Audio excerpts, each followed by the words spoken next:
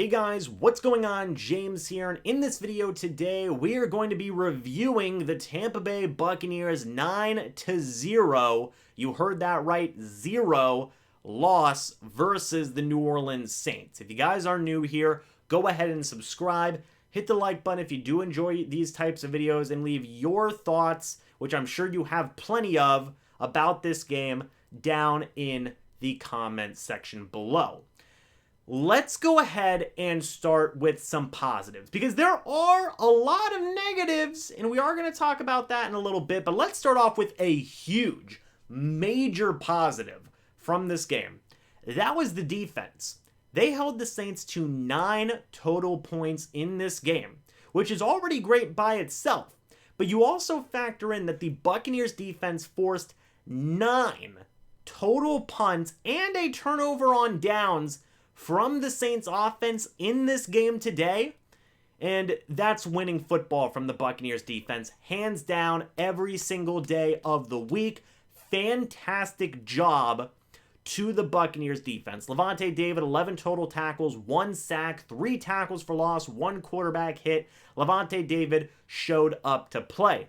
Jordan Whitehead, coming into this game, not fully healthy.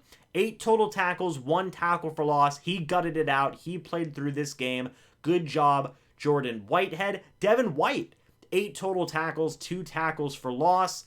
Joe Tryon got a sack and 2 tackles for loss in this game and a quarterback hit. Andrew Adams had a pass deflection and an almost interception in this game. Really wish he would have been able to come down with that one. Unfortunately, was not the case.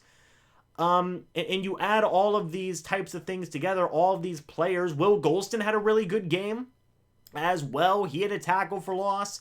Again, the Buccaneers defense showed up in this game today. They did. They played fantastic football. They played winning football. Great job to the Buccaneers defense. I'll also give some credit to some players on the Buccaneers offense. Ronald Jones finished this game with 8 carries, 63 rushing yards, and hey, he even had 2 receptions on 2 targets for 8 yards.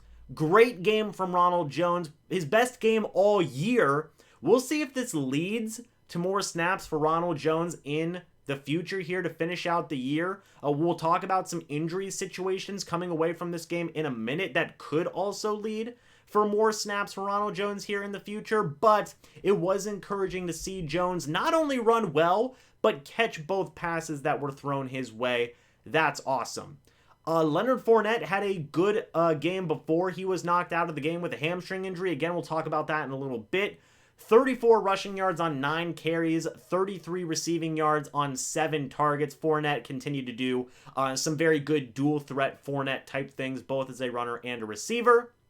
Tyler Johnson, his role was elevated greatly by the end of the game. He was the number 1 wide receiver throughout the entirety of the second half. He finished this game with 41 receiving yards. Chris Godwin was still the leader with 49 receiving yards. That's definitely saying something, isn't it? But overall, you know, Tyler Johnson had to step up in what was a very tough situation, and I feel like he did an okay job that is still worth mentioning as a bit of a positive. But folks, aside from the defense and aside from Jones, Fournette, Godwin, and Johnson, that's it for the positives. Now, whenever you talk, well, I will say this. No, there is a couple more positives. The penalties. There were barely any penalties by the Buccaneers at all in this game. I believe they finished the game with 2 or 3 total penalties. 3 total penalties in this game. That's fantastic. The Buccaneers are showing that they are getting better at being a more disciplined football team when it comes to penalties. That is great. We want to see more of that. That is the last positive worth mentioning. Also, Bradley Pinion was certainly busy today with 8 total punts, 3 inside the 20. Fine job, Bradley Pinion. He was kept busy. But now let's talk about the negatives. And I am going to give credit where credit is due. Dennis Allen, every single game in the regular season the past 2 years when the Buccaneers have played the Saints, Dennis Allen always has the Buccaneers offense's number. Byron Leftwich cannot coach well against Dennis Allen. That is a fact at this point. There is obviously enough evidence to support that claim. Dennis Allen, time and time again, has outcoached Byron Leftwich and the Buccaneers offense. I will give credit where credit is due. Phenomenal job by the Saints defense. Dennis Allen, in my opinion, as a Bucs fan, should be considered a future head coach after this season. And the Saints defense did a phenomenal job. And it hurts me as a Bucs fan to say that. It's frustrating to say that, but I'm going to give credit where credit is due. Tom Brady, 26 of 48 tonight, 213 yards, 0 touchdowns, 1 interception, sacked 4 times in tonight's game. The offensive line was not doing a good job in pass blocking. Tom Brady struggled in just passing today overall as a quarterback. There were some certain circumstances like Mike Evans and Chris Godwin getting knocked out of the game, Fournette getting knocked out of the game as well, Brady getting hit a ton. But at the end of the day, the Saints had phenomenal pass coverage, and there wasn't much Brady could do in this game. He struggled in this game to find open wide receivers, and it showed. So while Brady did struggle in this game, he got hit a lot in this game. There's no doubt in my mind that Tom Brady will bounce back, possibly starting as soon as against the Carolina Panthers next week. I'm not worried about it. But the Buccaneers have to figure out some way to pass the football against the Saints. They have to. Point blank simple as that. They have got to find a way to pass the ball better against the Saints if they want to have a chance of beating not just the Saints, but other teams that will develop game plans like this against the Buccaneers offense. You've got to figure out something in terms of the play calling and in the overall passing game against schemes like this when they do pop up. Rob Gronkowski struggled in this game as well, folks. 11 targets, 2 receptions for 29 yards. I counted at least two drops from Gronkowski in this game. One hit him right in the hands, dropped it. One was off the hand of a defender. Gronkowski got a hand on it, unfortunately couldn't bring it down. Another pass, Gronkowski just wasn't ready for it. He beat his guy, didn't get his arms up, and the pass slipped right in front of him, right through his arms. Gronkowski struggled in this game as well. It was unfortunate to see, but that's what happened. Brady, the offensive line, Gronkowski, all three of these things struggled overall with what was a very, very disappointing showing from the Buccaneers offense. Of course it was. They scored 0 points, gang. And you're not going to win games when you score 0 points. You're not going to win games whenever you don't have, an efficient passing game that can't move down the field. And that was what happened tonight in the Buccaneers game. And they'll have to rebound from this. They will. I'm also going to talk about Byron Leftwich and his play calling here. There was a handful of times where there was short third down and fourth down situations, whereas maybe 3rd down and 2 or a 4th down and 1 or a 3rd down and 1. And the Bucs were throwing deep passes to guys like Rob Gronkowski and some of these other players. That was confusing. I really don't understand why a short passing game wasn't integrated more into the overall Buccaneers game plan, especially with the Buccaneers offensive line struggling as much as they did in this game. I can't give you an answer for that. I don't know why the Buccaneers didn't run the football more. Yes, they did have 20 combined carries by the Buccaneers rushing attack today. But Tom Brady also passed the ball 48 times. I think more from the run game would have been better. Of course, the Buccaneers were down to their only 2 healthy running backs with Jones and Vaughn. But some of these play calls were definitely confusing in this game. Again, I think that I credit that to Byron Leftwich getting out-coached by Dennis Allen in a situation like this.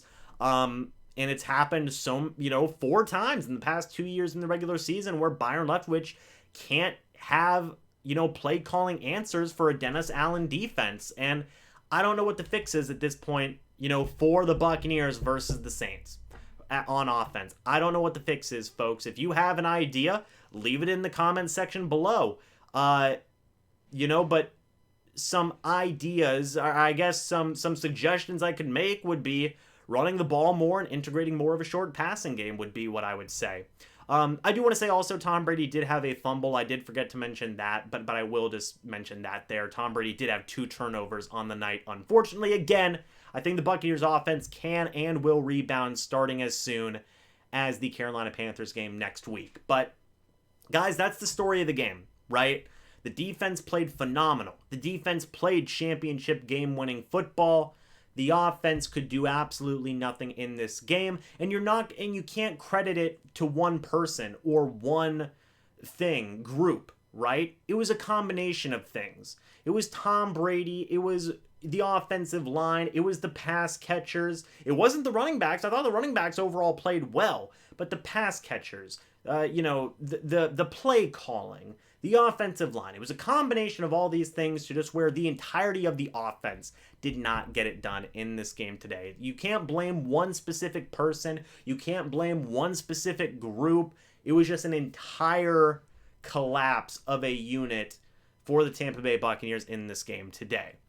Last thing I want to mention, Chris Godwin, Mike Evans, and Leonard Fournette were all knocked out of this game today. Chris Godwin with a knee injury, Mike Evans and Leonard Fournette with hamstring injuries. There are currently no updates on what their availability will be here for the last 3 games of the regular season. Once we do get those updates, I will go ahead and probably make a video talking about that. We saw Chris Godwin running on the sideline, and he was out there for most of the remainder of the game. I believe Mike Evans and Leonard Fournette had to go to the locker room, which is not great. Again, when there are updates, we will talk about them here on the channel. But folks, that's it. That's the game. You know, it's incredibly, incredibly frustrating, but all we can do now is move on. The Buccaneers have a 10-4 record. It definitely seems like the 1 seed is going to be a bit out of reach for the Buccaneers as the regular season closes out, but a division title is very, very, very much still in the cards. Again, if the Saints lose any one of their next games and the Buccaneers win any one of their next games in the final 3 games of the season, Buccaneers win the NFC South. So you do have that to look forward to. The Buccaneers still at the end of the day have a 10-4 record, but you have to come up with some type of better game plan against defenses that are going to have schemes like this, or you're not going to get very far. So yeah, guys, I understand we're all frustrated. Vent your opinions down in the comments section below, and I will read them, and I'd love to hear them. Anyway, guys, thank you so much for watching this video. I hope you all enjoyed, and I will see you all in the next video or the next live stream. But until then, and as always, guys, goodbye for now. Remember that the Buccaneers still have a 10-4 record. And they are still very much at the top of their division, which is a good thing.